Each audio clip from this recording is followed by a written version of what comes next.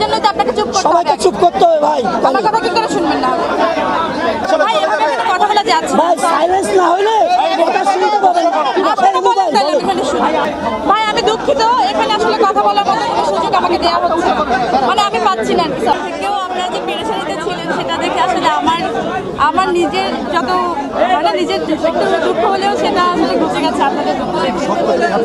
Thank you. আমি আসলে বিচার পাবেন বলে কি মনে হচ্ছে?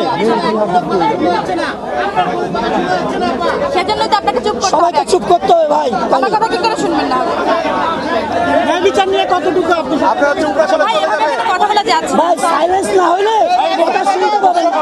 আপনি বলেন তাহলে আমি এখানে শুনি। ভাই আমি দুঃখিত, এখানে আসলে কথা বলার মতো কোনো সুযোগ আমাকে দেওয়া হচ্ছে না, মানে আমি পাচ্ছি না। স্যার আপনারা ভালোবাসা জানান দিয়েছেন আমাকে, এই ভালোবাসার প্রতি আমি আসলে সারা জীবন কৃতজ্ঞ থাকবো। আমি ব্লেসড আসলে এত ভালোবাসা যে আমি পেয়েছি। কিন্তু আমি একটা জিনিস বলতে চাই যে আমি আইনের উপরে শ্রদ্ধাশীল।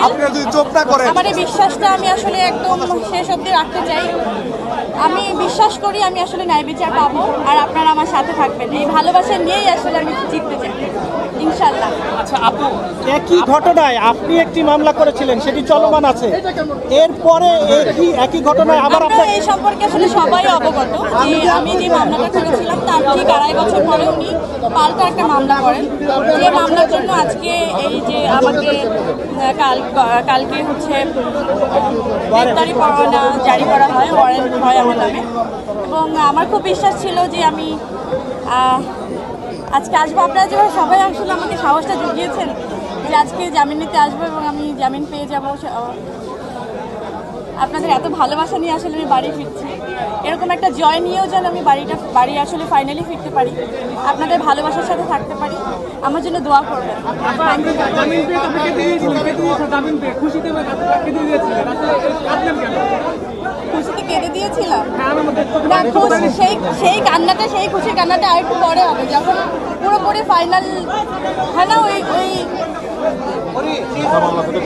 হ্যাঁ ওই বিচারটা যখন আসলে আমার হবে। শেষ একটা প্রশ্ন, আপনার ওই মামলা থেকে আসলে ওই মামলাতে আপনাকে দমানোর জন্যই কি এই মামলাটি কি মনে হচ্ছে? এটা তো খুবই পরিষ্কার যে আমি একটা মামলা করলাম, তার 2.5 বছর পরে, ঠিক 2.5 বছর পরেই একটা পাল্টা মামলা করা হলো শুধু দমানোর জন্যই, তার তো কিছু না। এবং এটা বিচারাধীন। আমার বিশ্বাস যে আমি সঠিক বিচার পাবো, আমি ন্যায় বিচার পাবো। ইমু প্রশ্ন করো ইমু প্লিজ।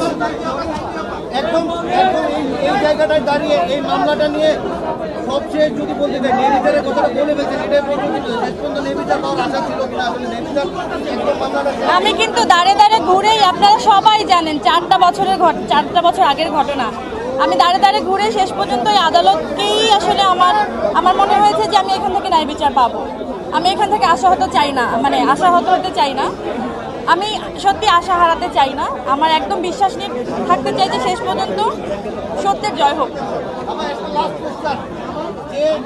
এটা সব নিয়ে এত কথা হচ্ছে, আপনাকে স্ট্যাটাস দেওয়ার পরেই এই জায়গাটা হলো, এটাকে আসলে মনে করেন এটা কাকতালীয়? আমি কিছু বলতে চাই না।